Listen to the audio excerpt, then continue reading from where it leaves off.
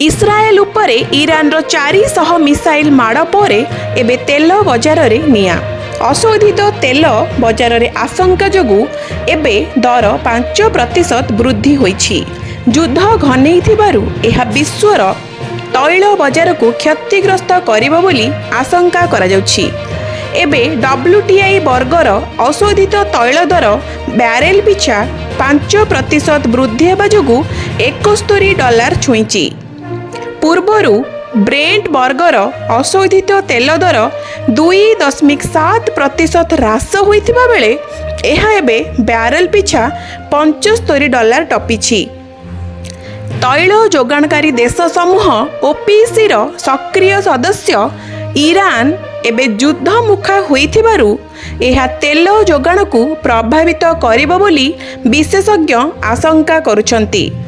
एही अंचल रे ईरान एक प्रमुख तेल उत्पादनकारी देश कारण एही एरियारू विश्वर 1/3 तेल जोगाण होइथाए।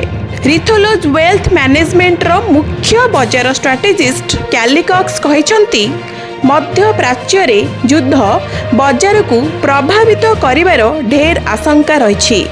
एही भली स्थिति रे तेल दर बॉन्ड मूल्य सुना ऊर्ध्वगामी हेबाकु थिबा बेले स्टॉक मूल्य कमिबो। युद्ध जोगु बजार उपरे पूर्वरु प्रभाव रहिछि मात्र वर्तमानर आक्रमण बजार पई बेसी चिंता बढ़ाइछि। स्थिति बिगिड़िले इंधन दर आहुरी बढ़ीजिबो बोली Linvest21.ai रो CEO डेविड लिन कहिसंती। पूंजी बजार कथा विचार को नेले S&P 500 इंडेक्स दिन मध्य 1.4% ह्रास होईछि। एप्पल, एनविडिया एवं माइक्रोसॉफ्ट भली टेक्नोलोजी कंपनी गुड़िकर शेयर कारोबार खसीछि। तेल दर बढ़िले एहाकु नेई मुद्रास्फीति तेजिब। ब्यूरो रिपोर्ट, मंदिरा टीवी।